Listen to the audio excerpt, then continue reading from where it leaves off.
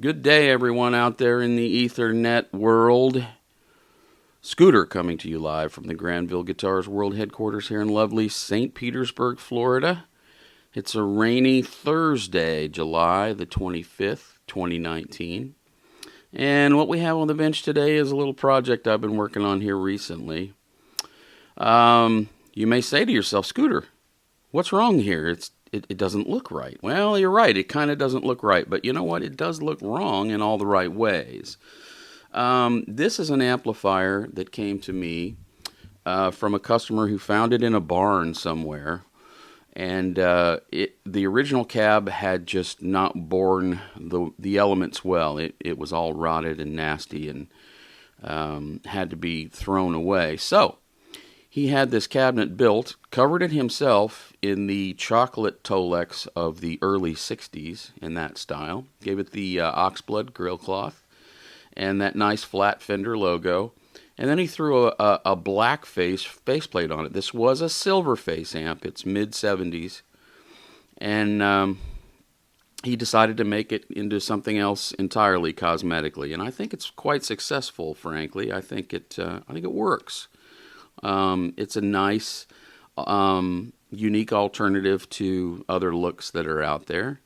And yeah, it's cool. It's very cool. It's a great sounding little amp.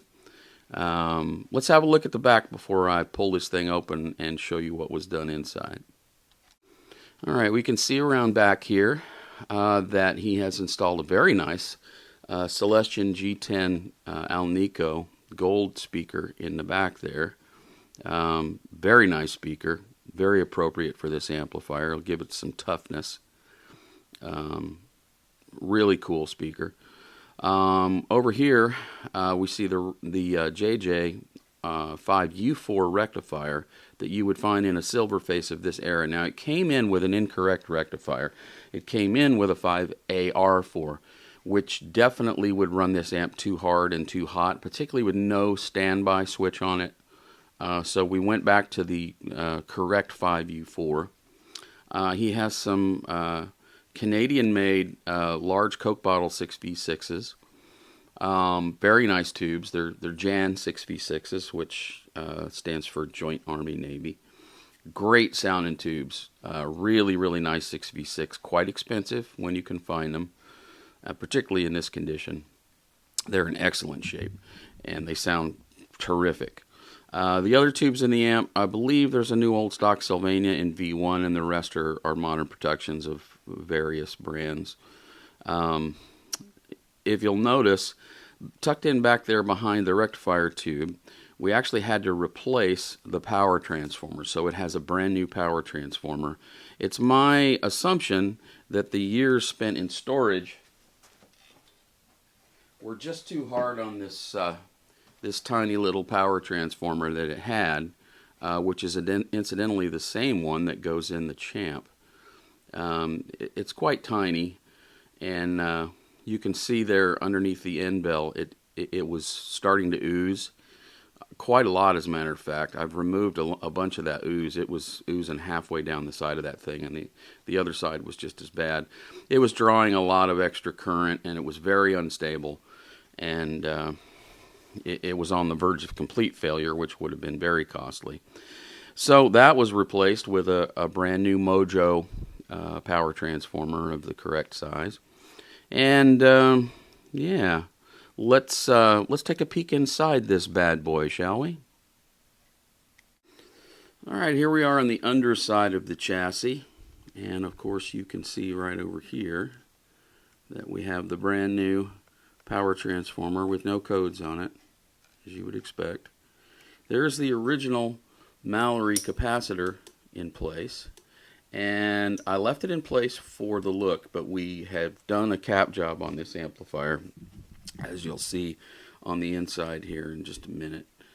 There's your output transformer, and we can see that code is 6063, so that means that's a 73, because this was a silver face amp. And the reverb transformer over here, if we look closely at that code, we can see that that one is a 76.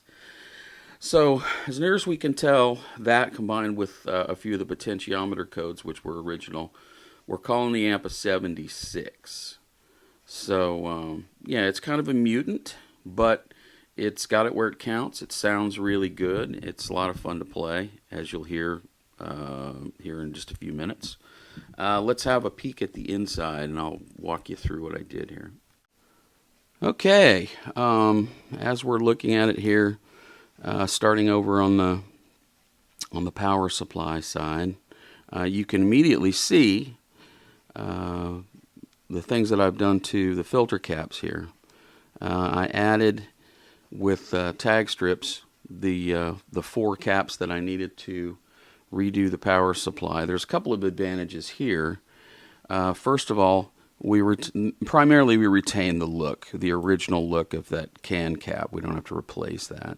Second of all, when it comes time to replace these, it's going to be less expensive and easier to replace these than to replace that one on the outside. One of the things that was totally burnt up when I got in here is this bridging resistor from the power supply. Was an old carbon comp, and it was cracked in half, burnt really bad, and just cracked right in half. So that had to go. This resistor here had a similar issue, so I've beefed those up. Let's see, let's go back up here to the bias supply and see if I can zoom in there. You can see that I've replaced the bias supply components. Well, the cap and resistor anyway. And I've added an adjustable component, this trim pot right here. Typically I don't do that in these amplifiers. Usually they're biased in just fine, but I wanted the opportunity to really dial this one in. This little bundle of wires here is, this is actually an international transformer, which I like to use because I just feel like they're usually overbuilt slightly. It may be my imagination, but anyway, this is all the international voltages. Each one has been tied off and then wire tied and stuffed underneath this wire that's attached to ground. Usually, I like to get another tag strip, like one of these, and solder each one of these in place so it stays put. However, there was just no room to put another tag strip in this amp. That I was comfortable with anyway. So I've just tied them off like that. Now as we come across here, we can see a whole bunch of originality in the amplifier. All but one of the pots are original. As I was dialing the amp in, a number of changes had to be made. There were some weird choices for these capacitors, for instance. Whoever had replaced all of these, I'll go down here, these electrolytic cathode bypass caps here. There's several of them in here. Someone had put a curlicue on either side of this lead here, a little spring. Not sure what that was about, but every single one of those, when the amp was powered up, if you tapped on it, it went ping. And it shouldn't. It absolutely shouldn't. So that was a source of real consternation for me before I figured out what was going on. I had to replace all of those. Went ahead and replaced these resistors along with them. Let's see here. There was an extreme amount of DC leakage to the volume control. So I yanked the original tone caps, bass and treble here. And I used, I hope you can see them with that glare there. Maybe if I shut this lamp off here. There, now you can see that there's the Sozo blue sausage copies that they make, and they're excellent. I've A/B'd these on a Decade box with the real blue sausages, and I can't tell them apart. They sound absolutely fantastic. So when I have to replace those, they're expensive compared to like say orange drops or whatnot. I think an orange drop is like $1, and these are like $8. So they're a little more expensive, but I feel like they're worth it. Orange drops are fine capacitors, but they can sound a little hard, particularly in tone stack applications in Fender amps. You can see that I replaced this bypass arrangement here, and we also replaced this shielded wire going back to the volume pot. I was tracking down that DC noise that eventually led me to the tone caps, and just eliminated this as a source of that. I tend to like to leave as much in place as possible, even components that I'm really not that fond of. I'm sort of developing a hate relationship with carbon comp resistors, but I don't pull them out unless, they're really just causing issues or they're broken or whatever.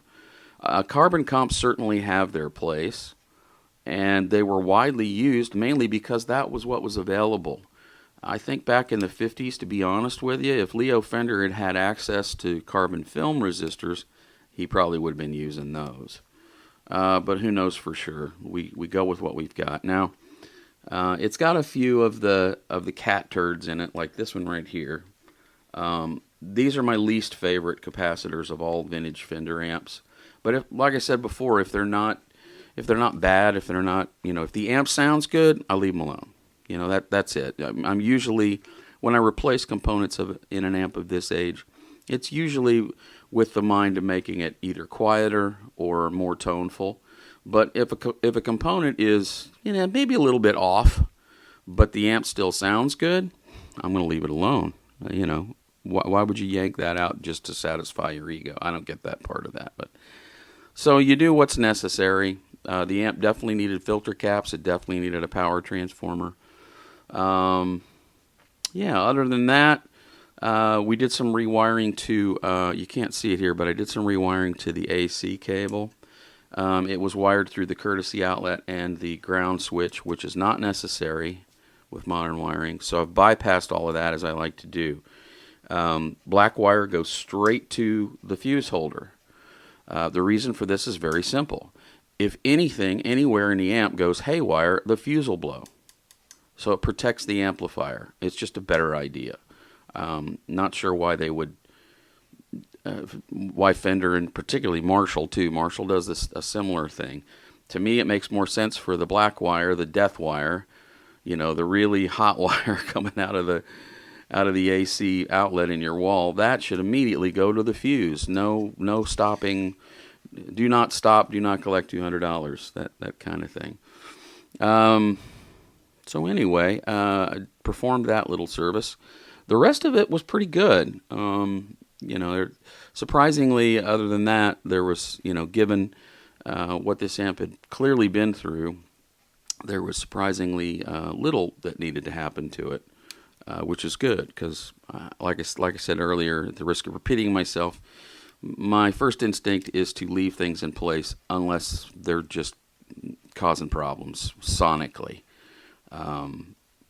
We're not. I'm a collector to a certain extent, so I get that collecting urge to leave things original. But it's an amplifier. It's a guitar amplifier. It needs to function, and if certain things need to get replaced, so be it. They need to get replaced. Anyway, that's it for the tour of the inside of this bad boy. I'm going to plug it in and play a little bit for you, and you can hear what it sounds like.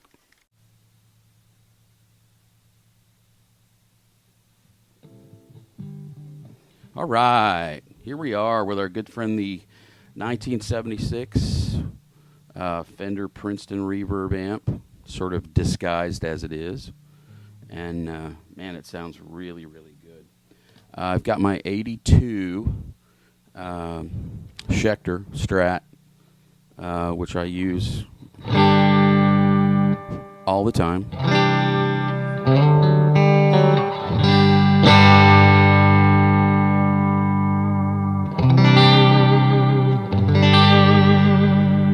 This thing is just such a wonderful sounding amp.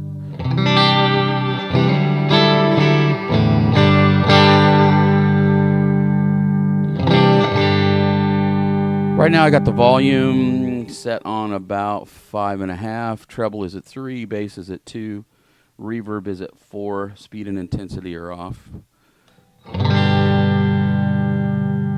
Oh, that's right, you need the switch for the tremolo. But I can fix that here in just a minute.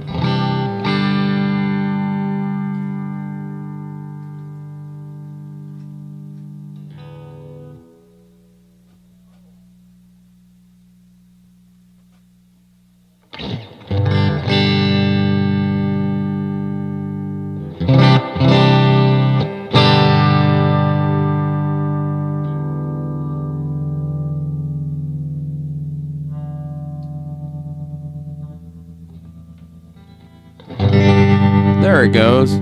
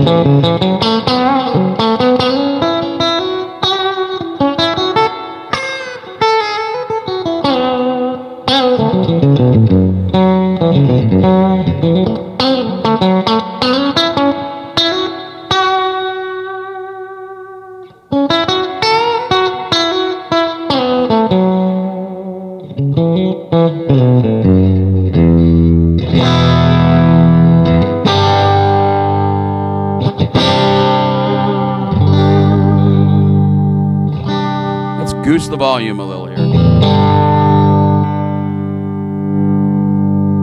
I'm going to increase the SPC control on this guitar. It's a mid boost control that allows me to get fatter humbucking kind of sounds out of it and push the amp a little harder. I'm going to turn the reverb off.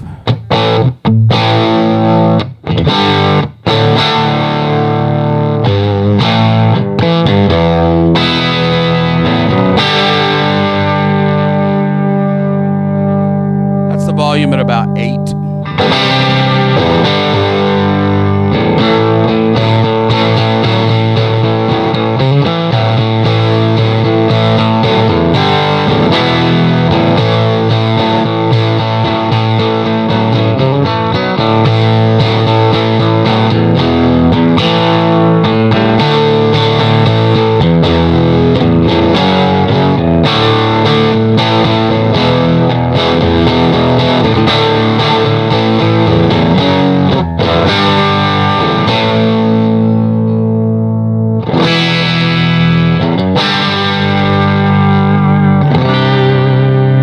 The fun of these old Fenders is cranking the volume and then backing off the guitar's volume.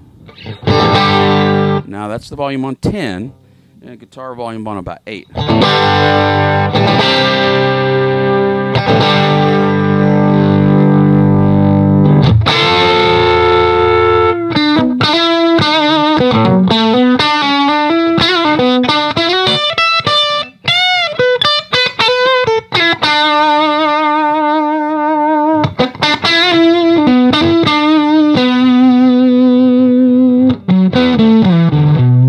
Turn the mid booster down.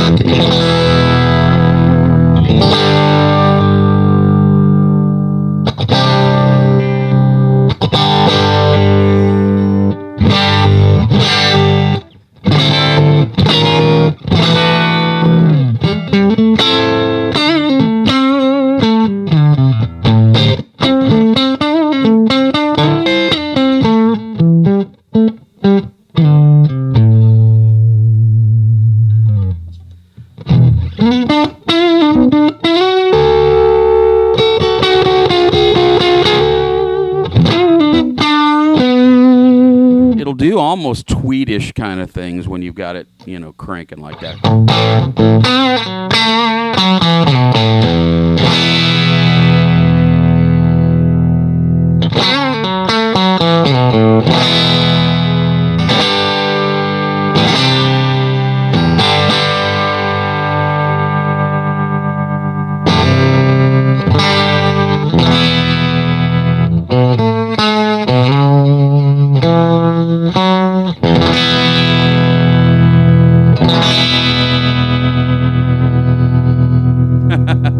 It's a whole lot of fun in there.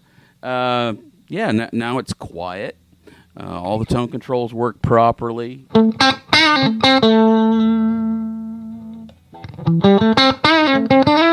Reverb is wonderful.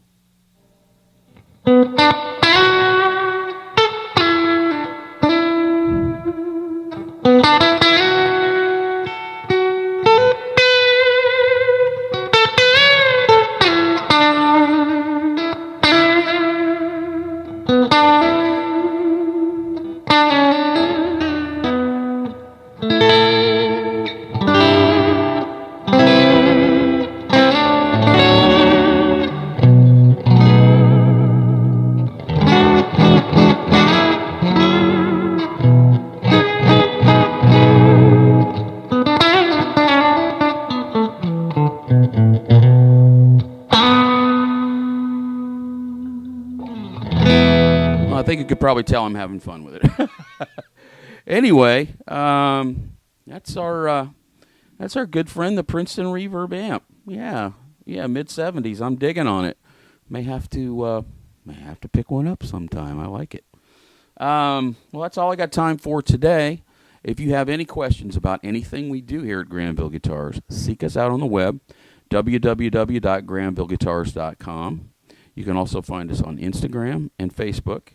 And the blog is A View from the Granville Bench over at WordPress. That is all I know for today. Be good to one another.